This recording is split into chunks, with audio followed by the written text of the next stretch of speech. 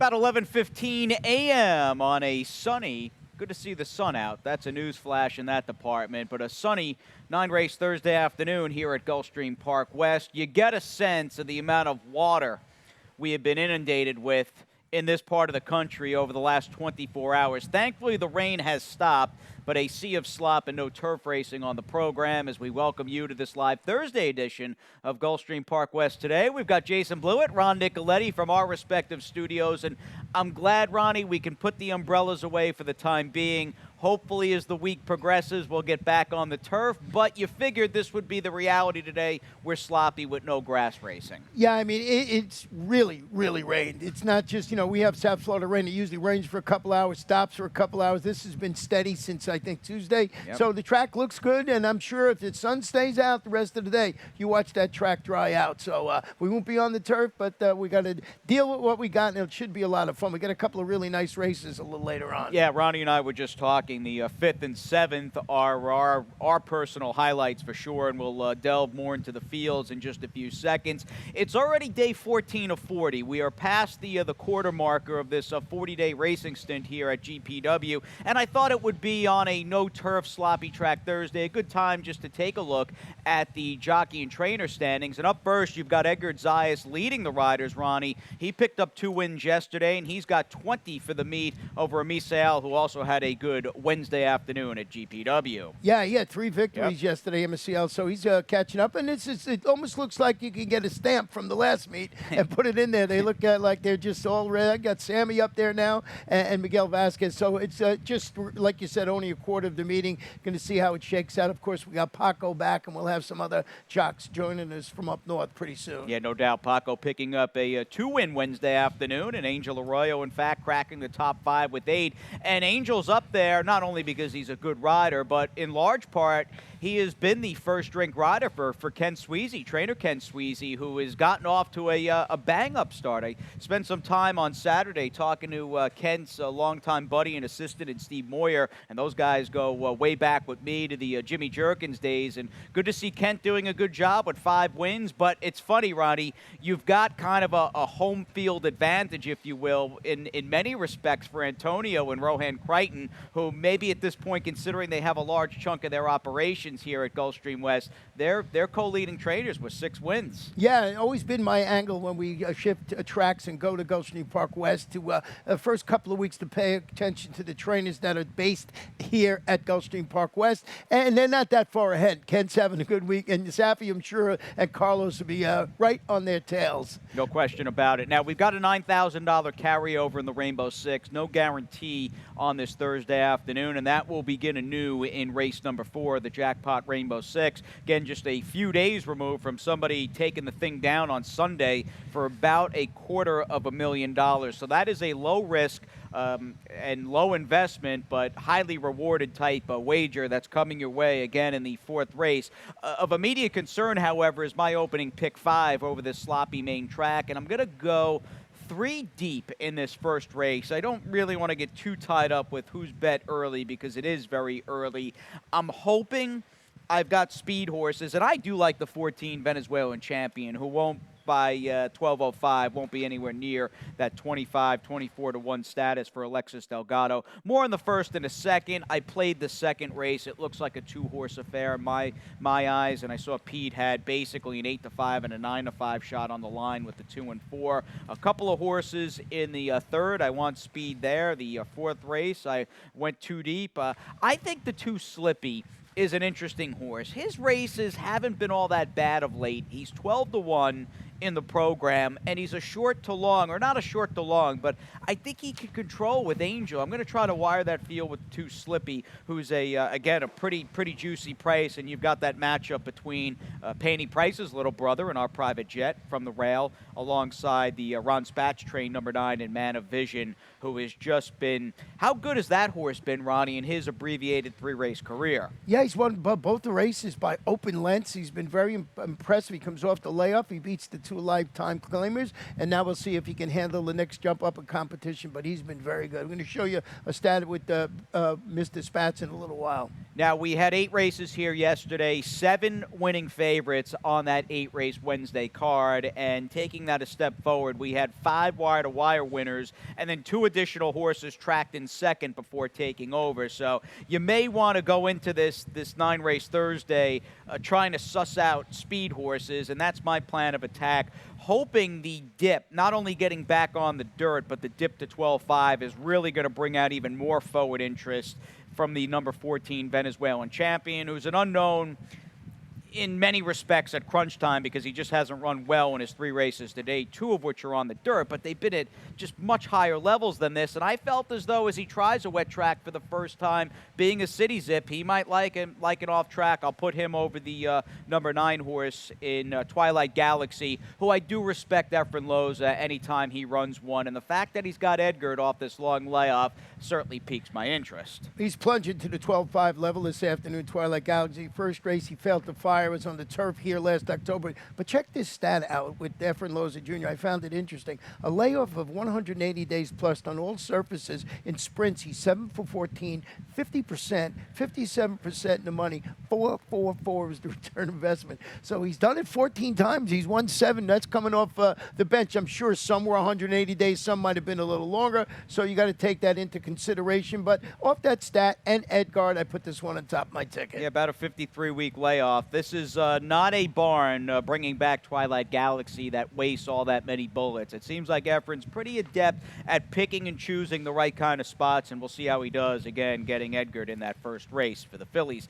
On to the main track, or I should say our opening scheduled dirt race, rather, is in the second, which, again, was carded for the dirt at 5.5 furlongs and is a 2 lifetime 12.5 to 10.5 claimer. You've got 2 horses that, in their current form, look a little better than the others on paper.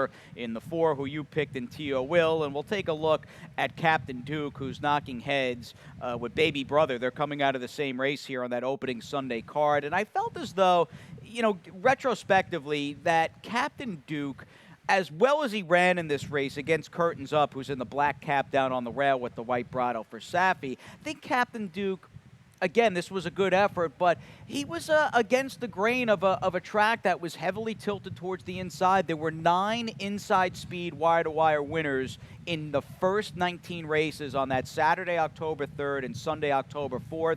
And considering Captain Duke was in that tough spot chasing outside, thought he ran big, and I think he's the controlling speed here, a little faster than the 4 T.O. Will, who has been, for the level or close to it, he's been pretty consistent. Yeah, I flip-flopped the R-Exact. The T.O. Will is hoping to get away from the gate in a timely fashion. Now, he stumbled last time at the start. Then he makes that middle move to get the lead, and he sort of yields late as the favorite. That was finishing 3rd across town as the favorite. Marcion Lavero, Edgard Zayas. I think with a cleaner break, this one's going to be looking Captain Duke in the eye. But you're right about Captain Duke. He ran a good race. And then I closed it out with Plenum in there, who's stepping up to face winners, cutting back. You know, I think he's going to run okay, but just to grab a small share. I like up-close horses in the 3rd, and I'm going to sound like a broken record as this show progresses. I want speed.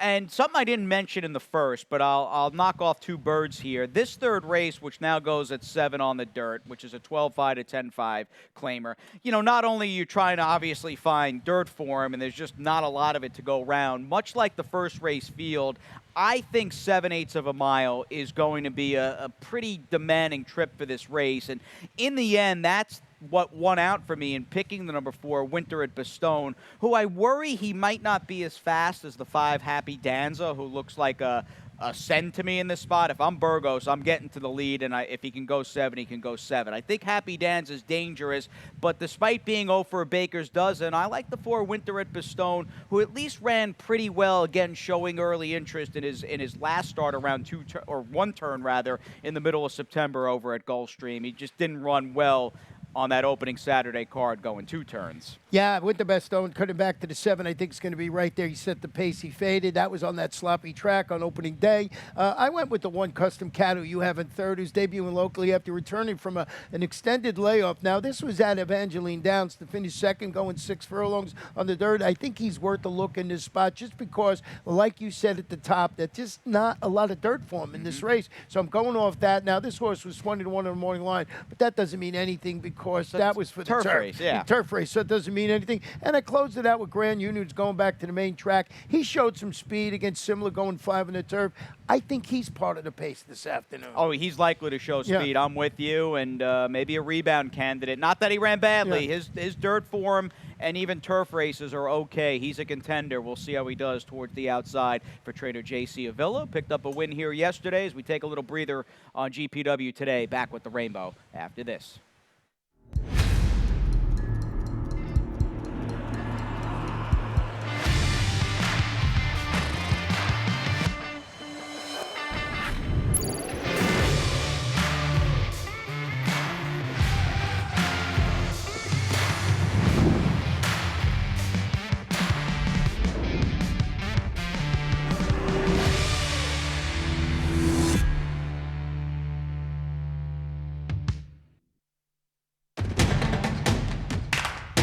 And they're off. Second in the 2-path. Round off her inside. Race.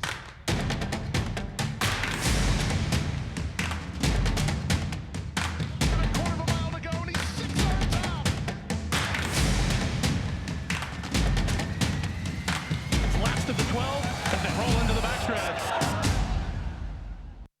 About 35, 40 minutes out on a partly sunny Thursday here. Day number 14 of 40 at Gulfstream Park West. Nice little breeze there with the American flag and the Strata Group flag flying high there in the infield. And we welcome you back to act number 2 on this, again, Thursday edition of GPW Today. And Ronnie, with no turf and a sloppy track, that was very kind of early speed. We'll do the same here right into your Rainbow 6 ticket. Yeah, I got the $43.20 ticket again this afternoon, and we'll see how it plays out. I went 3 deep here in race number 4, and that's Rags to Britches, Coming Up Roses, and Dr. Samani. And in race number 5, I went 2 deep. I like both these horses. Man of Vision is the 9, and Our Private Jet, as we mentioned at the top on Jason's early pick 5. I think those are the logical 2. 3 deep in race number 6 with January 1, Jupy's Lightning and Point Winner. And then in race number 7, another nice race. I'm dying to see how Hara is going to run in its return from Saratoga. Was on the turf in the Bolton Landing, and I used the 8 Briella in there. And then race number 8, 2 deep with Stonehenge, Silver Defense. I think Estilio Pelagroso stretching out to the 9 furlongs in that race, which goes to the main track. Very distance we don't run a lot here at Gulfstream Park West on the dirt. Might be the right horse. Yeah, I was thinking too. You know, we don't run all that many. There's been a couple even on the turf going 9 furlongs, but I thought the same thing. Like, oh, it'll be kind of neat just seeing how far the starting gate will be placed in upper stretch here going 9. And I was curious who the track record holder was, and I looked it up, and it's a horse that set the track record. I can't forget it. Can't remember his name, like in 1980, but track record holder on the turf going 1 mile and a furlong. You know who it is? No, I don't. The Vid. Oh, the Vid, of course. The Vid owned Gulfstream Park West, former Calder racetrack on that turf. How great was he? He was the best. He was so good. I loved that horse. And we had the Vid Stakes for years. Yeah, we still run the Vid Stakes, that is, over at Gulfstream Park during the summertime. No, I was a big The Vid fan. Let's try to hit this Rainbow 6 today as we go the 2 turns in this upcoming 4th. And like I was saying with my early pick 5, I absolutely have no issue with your top pick. Who is the horse to beat in the 5 Rags for Britches? He ran really well, given the outside post and the way the track was playing here opening day, in fact, that entire opening weekend. But he ran on day number 1, Preakness Day. Got no issue with him as the favorite, but I don't see a lot of early interest in this race. And I'm gonna try to wire this thing down inside with the 2 Slippy, who, okay, well, he was against the track chasing Smash last time, and his races 3 and 4 and 5 back weren't all that bad. Yeah, so he can. If you, we'll see how it's playing by then, and you can adjust your tickets there. So Slippy might turn out to be the speed in there, but I did go with Rex Riches, who's coming back to the mile after closing against that opening day bias to finish fourth behind that repeat winner Smash. So coming out of that same race, going a mile 70 yards. We'll see how he runs this afternoon. It all depends on the track. Coming up, Roses and Dr. Samadi, I think, are logical contenders in here. Late pick 5 begins with the 5th. We'll go 7 here on the dirt. It's a $50,000 starter allowance. And I like this race. And you've got two horses who maybe are somewhat disparate on paper in the 1 Our Private Jet and the 9 Man of Vision, but regardless are going to take quite a bit of money, and they should, although for different reasons. Moving on to the 6th race, I'm too deep there. Point Winner is the real story of the race. I don't fully trust him, and I'm going to try to beat him with a horse who's not going to be a good price in the 5 January 1, who just ran well in that popular Smash race. That race got, Ronnie, over the span of about 45 minutes, you've got like 6 horses between the 5th and 6th, or the 4th and 6th that are coming out of that Smash race. Yeah, and they all were against the bias, so we'll see how it plays out today. I noticed that too, so it's going to be interesting. Yeah, absolutely. Now, the 7th is my race of the day. I like the 5th. 7th gets my number 1 vote. Harrow the 4 is back after trying a stakes company, including the Schuylerville and Saratoga.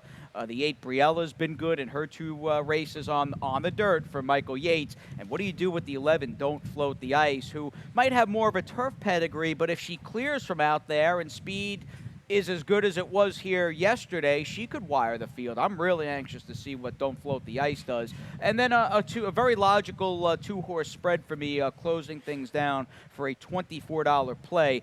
Let's check out, though, and give you a little visual of Our Private Jet. This is, of course, the 3-year-old gelding by Kozan and little brother to the immortal Paney Price. And he's got that early foot and early interest like Paney Price. This is him on August 21st, breaking his maiden. And I think there's a good chance, and he was much improved. That's the thing, Ronnie. From first to second start, he just seemed like a horse who figured things out. Took him a dip to maiden 50, but still, a good effort where both he and the runner-up just gapped and bottomed out the field.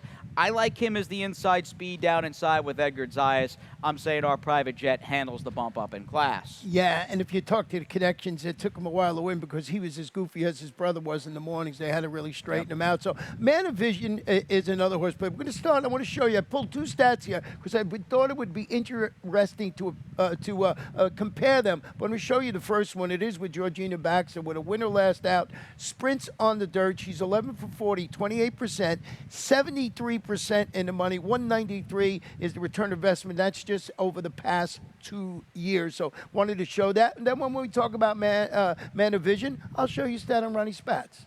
Well, yeah. I mean, what's the stat with Man of Vision? What is this? Second off the layoff with the winner last out? This is exactly winner last out, sprints on the dirt. The same as the other one. I just wanted to compare them. 8 for 37, 27%, 57% the money. 302 is the return of investment. So I don't know what to make of them. I just wanted to put those out because I was looking at them to see, hey, who does well after winning last time out? So they're similar, but not similar. But I think Ronnie does a good job, and I think that, of course, that Georgina does a good job. Yeah, I mean, I think extrapolating both those statistics there, and they're both above 20%, you've got basically, at least to me, the story is you've got 2 outfits that aren't just sending out one-hit wonders, horses that are coming back and running, or at least winning their last starts, and oftentimes you win, you're up in class. So those horses, by and large, have been coming back and not taking a step in the wrong direction. So, no, I think certainly relevant numbers with both barns and a good race, and you prefer the 9 Man of Vision,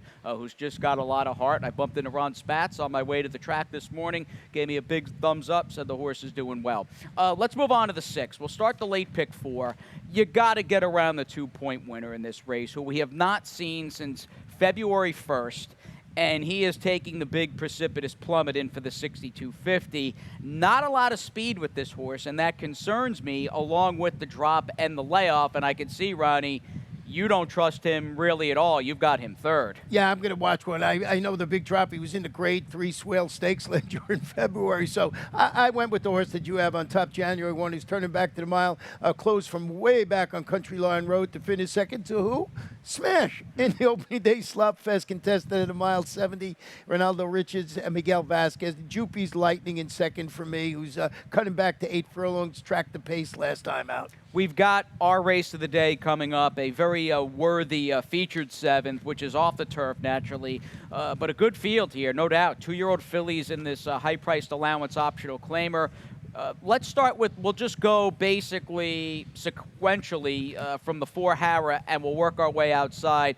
You clearly like this horse, a bit of a homecoming. She's based here at Gulfstream Park West after 2 races in better fields at Saratoga. Well, she's back in South Florida, as you mentioned. She had that troubled outing in the Bolton Landing at the Spa, daughter of Hardspun. She stumbled at the start. She bled in that race and was vanned off to wait for another day. Antonio Satin has freshened her, has the freshman. She's firing bullets locally right here. She's back home, and I'm expecting her to run well. So she had a bunch of trouble up there. We'll see how she runs on her home track here this afternoon. Now, the 8 Briella goes from the middle of the pack, and here's a little look back to her last start, and I think it's worthwhile because she wins. She ran great against a worthy foe that day, Dema Wonder, and both Briella and Dema Wonder just pulled away from the field by a chasm, but this was also over a track. I know a different venue, but still, she handled a wet track, and I like, Ronnie, that she was able to come back and fire a big, gritty, very game effort, considering she had run so well behind Princess Secret in early May, and then we didn't see her until this race. And the fact that she came back and, again, showed the toughness she did in deep stretch, I like the effort last time out of Briella, and I'm just going to take her because she's been the local horse, and I guess I had less questions with her than I do. Although I respect Hara and the 11 horse Don't Float the Ice, they've got a couple more questions in my mind to answer today. Well, Briella's a half the Cajun firecracker for Mike Yates, so that horse, I like that horse. And that was, we'll see how this horse runs well. I'm expecting, 4-8, 8-4-11, Don't Float the Ice, as you mentioned earlier. Going to the main track, boy, was this horse sharp, scoring 5 furlongs on the turf. Carl DeVille, MCL Jaramillo in the saddle. A couple of things you could like about that horse there. Dude, she was, visually, she was awesome. Her first start was legitimately good.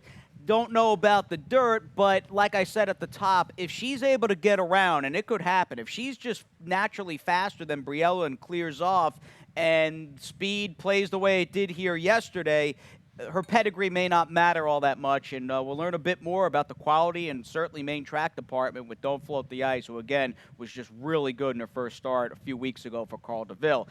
Race number 8 is a dated $8,000 3-and-up claimer, and similar situation, a tad different, but the same kind of nuances that were there and we had talked about with the 2-point winner back in the 6th, in a way present themselves here with the 7 Stone Hands, although I felt the negatives weren't as big per se, but you do have a horse dropping off a poor effort last time out, but I thought he'd get loose, Ronnie. I thought he'd get loose and get a little confidence for a trainer who I don't want to pigeonhole Georgie Delgado as a claiming trainer because he's way more than that. But I like this barn a lot, and I think he knows the time is right to just run this horse in a lesser claiming race. Yeah, drop it to the $8,000 level. Showed that speed tired when stepping up. That was against the 25 condition claimers. It was its Gulfstream finale at the distance. You mentioned the connections. MSCL at the control, so you know this horse is going to be on the engine. Silver Defense in second is another dropping. Roll the race, guys, please, while you talk about it. Go ahead. Sure. No, yeah. Silver Defense, is going to drop into the state of claimer, making that 5-wide bid last time out